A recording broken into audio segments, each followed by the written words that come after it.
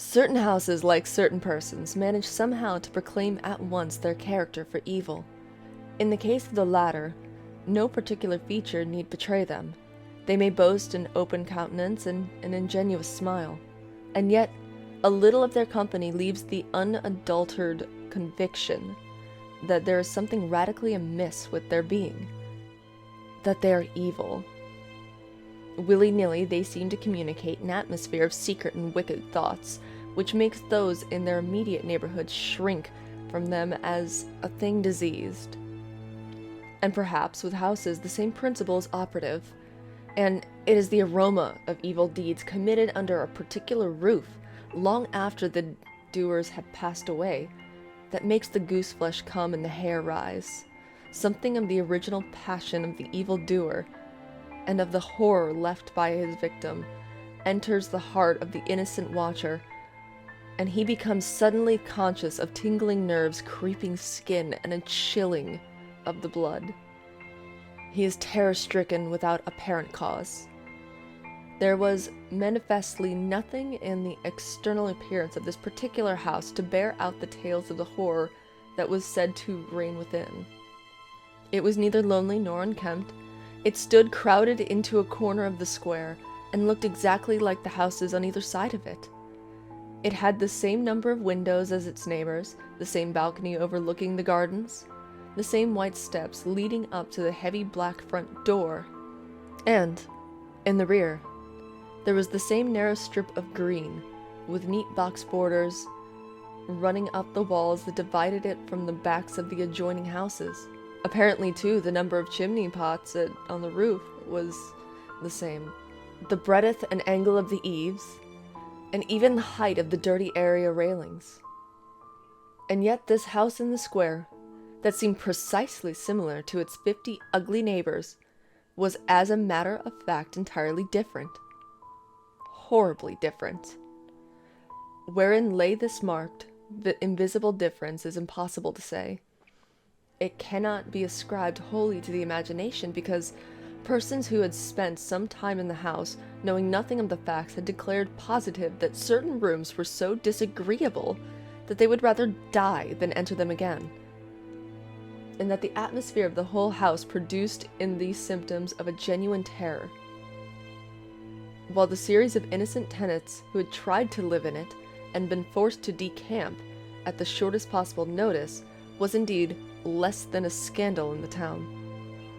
When Shorthouse arrived to pay a weekend visit to his Aunt Julia in her little house on the seafront at the other end of town, he found her charged to the brim with mystery and excitement. He had only received her telegram that morning, and he had come anticipating boredom, but the moment he touched her hand and kissed her apple skin wrinkled cheek, he caught the first wave of her electrical condition. The impression deepened when he learned that there were to be no other visitors, and that he had been telegraphed for with a very special object. Something was in the wind, and that something would doubtless bear fruit. For this elderly spinster aunt, with a mania for physical research, had brains as well as willpower, and by hook or by crook, she usually managed to accomplish her ends. The revelation was made soon after tea, when she sidled close up to him as they paced slowly along the seafront in the dusk. "I've got the keys," she announced in a delighted, yet half-awesome voice. "Got them till Monday." "The keys of the bathing machine, or?" I asked innocently. Looking from the sea to the town, nothing brought her so quickly to the point as feigning stupidity. "Neither," she whispered. "I've got the keys of the haunted house in the square, and I'm going there tonight."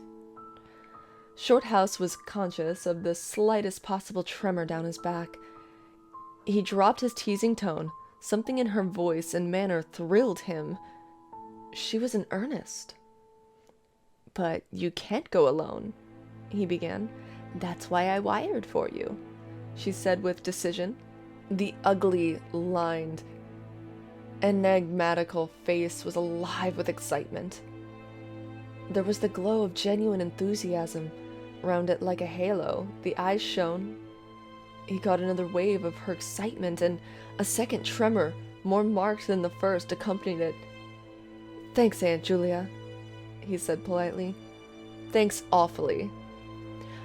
"I should not dare to go quite alone," she went on, raising her voice, "but with you I should enjoy it immensely. You're afraid of nothing, I know."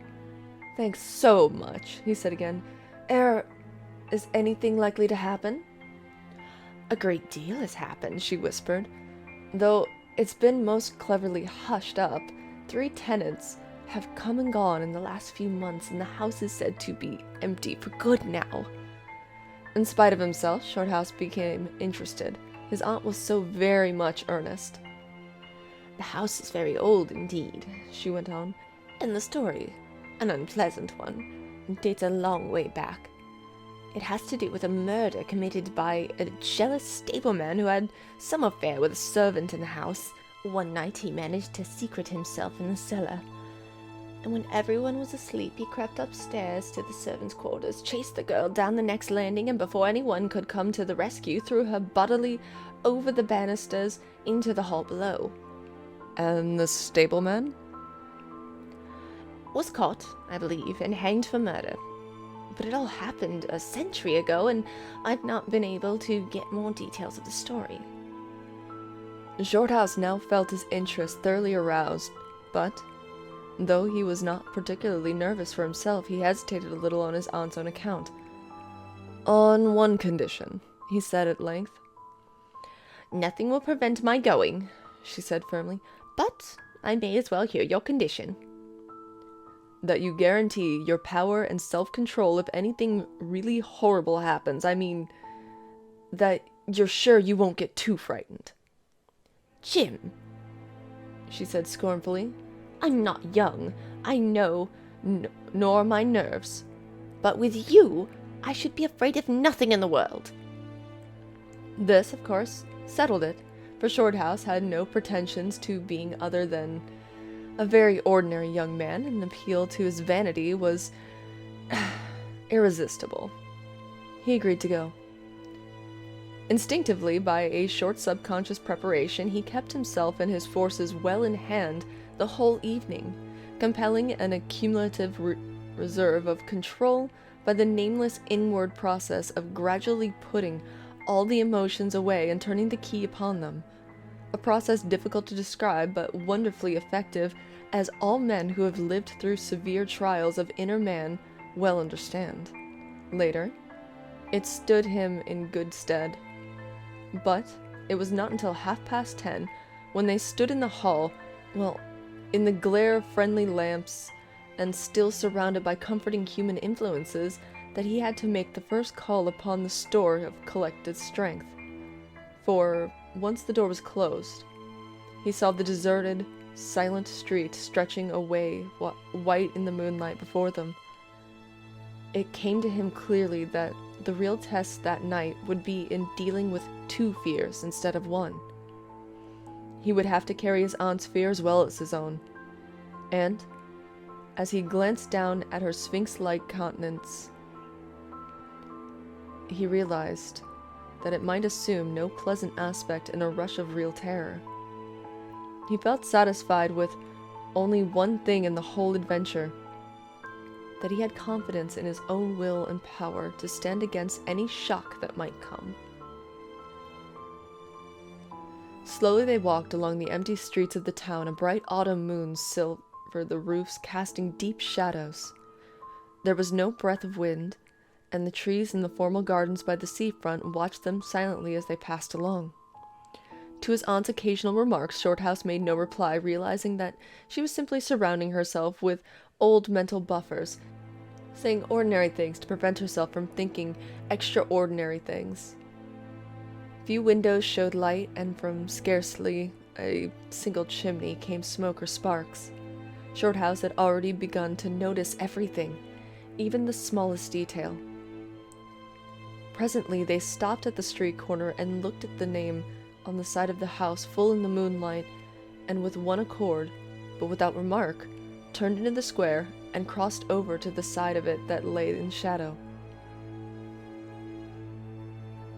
"The number of the the house is 13, whispered a voice at his side, and neither of them made the obvious reference, but passed across the broad sheet of moonlight and began to march up the pavement in silence.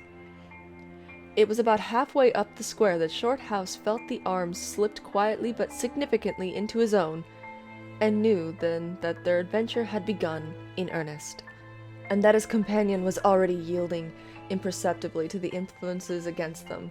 She needed support. A few minutes later, they stopped before a tall, narrow house that rose before them into the night, ugly in shape and painted a dingy white. Shutterless windows without blinds stared down upon them, shining here and there in the moonlight. There were weather streaks on the walls and cracks in the paint, and the balcony bulged out from the first floor a little unnaturally.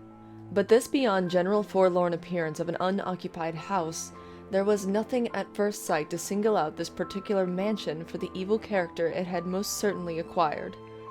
Taking a look over their shoulder to make sure they had not been followed, they went boldly up the steps and stood against the huge black door in front of them forbiddingly. But the first wave of nervousness was now upon them, and Shorthouse fumbled a long time with the key before he could fit it into the lock at all. For a moment, if truth were told, they both hoped it would not open, for they were a prey to various unpleasant emotions as they stood there on the threshold of their ghostly adventure, Shorthouse shuffling with the key and hampered by the steady weight on his arm. Certainly felt the solemnity of the moment.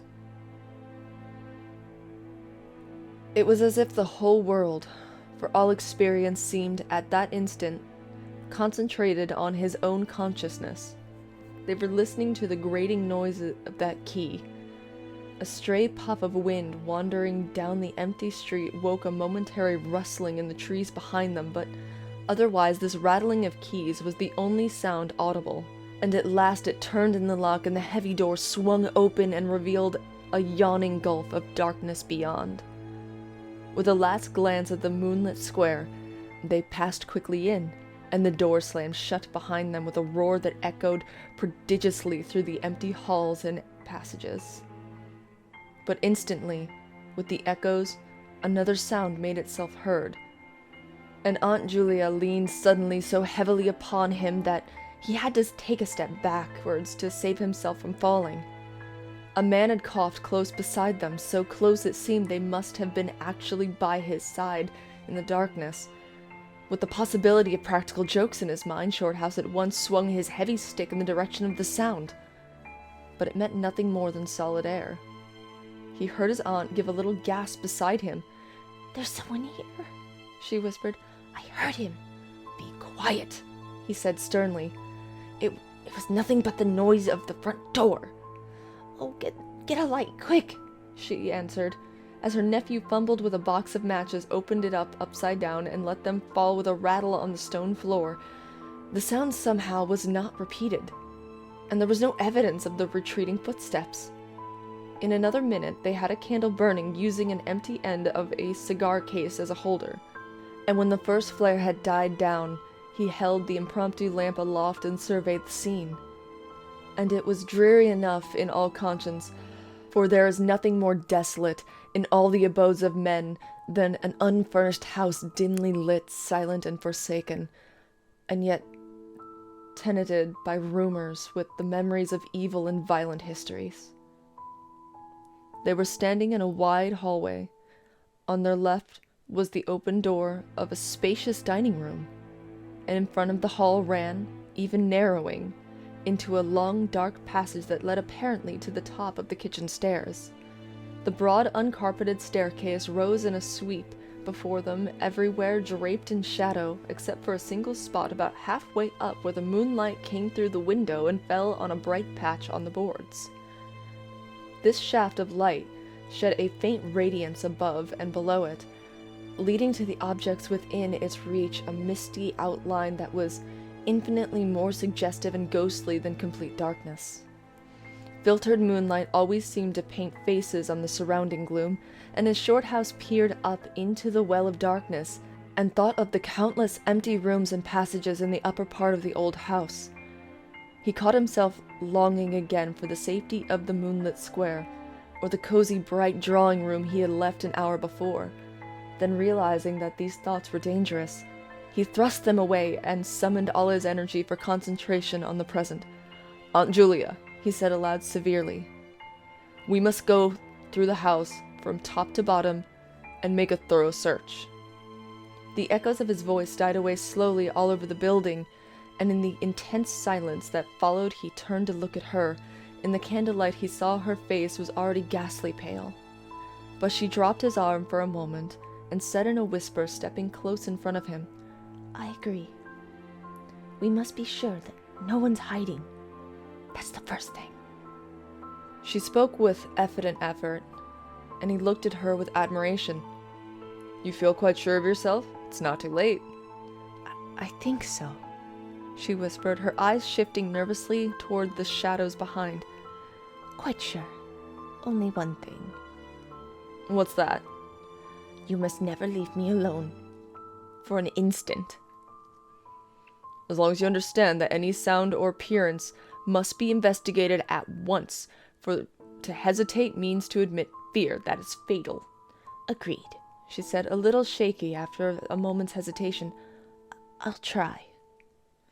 Arm in arm, Shorthouse holding the dripping candle and the stick, while his aunt carried the cloak over her shoulders, figures of utter comedy to all but themselves, they began a systematic search. Stealthily, walking on tiptoe and shading the candle lest it should betray their presence through the shutterless windows, they went first into the big dining room. There was not a stick of furniture to be seen. Bare walls, ugly mantelpieces, and empty grates stared at them. Everything they felt representing their intrusion, watching them, as it were. With veiled eyes, whispers followed them. Shadows flitted noiselessly to the right and left. Something seemed ever at their back, watching, waiting an opportunity to do them injury. There was the inevitable sensation that operations which went on when the room was empty had been temporarily suspended till they were well out of the way again. The whole dark interior of the old building seemed to become a malignant presence that rose up, warning them to desist and mind their own business. Every moment the strain on the nerves increased. Out of the gloomy dining room they passed through large folding doors into a sort of library or smoking room, wrapped equally in silence, darkness, and dust. From this they regained the hall near the top of the back stairs. Here a pitch-black tunnel opened before them into the lower regions, and, it must be confessed, they hesitated. But only for a minute. With the worst of the night still to come, it was essential to turn from nothing. Aunt Julia stumbled at the top of the steps of the dark descent, ill-lit by the flickering candle, and even Shorthouse felt at least half the decision to go out of his legs.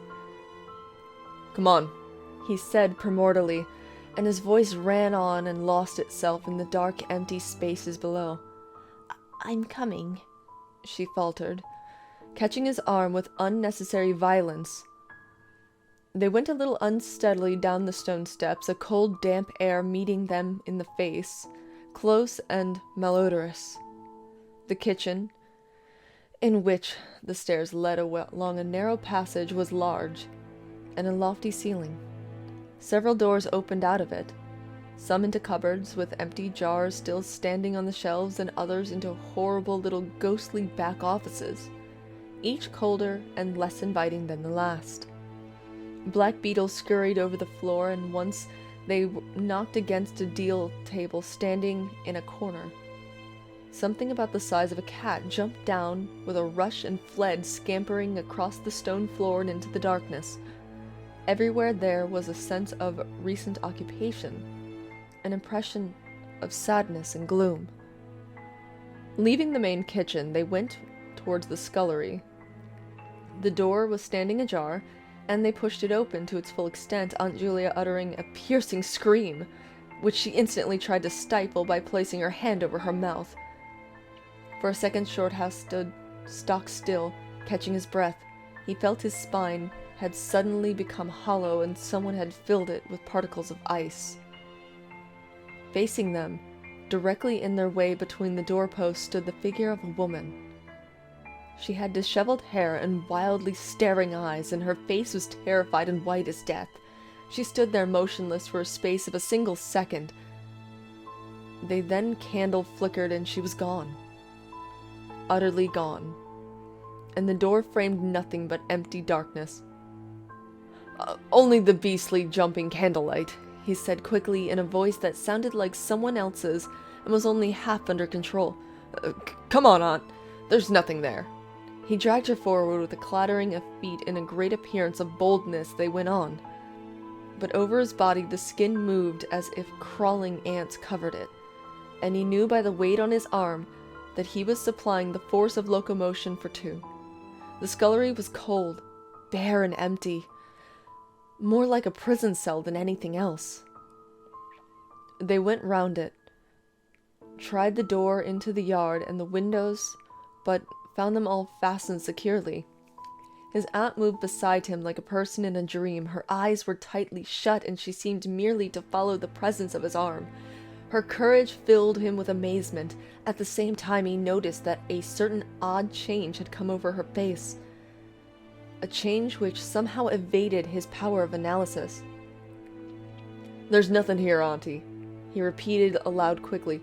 "Let's go upstairs and see the rest of the house. Then we'll choose a room and wait up in it."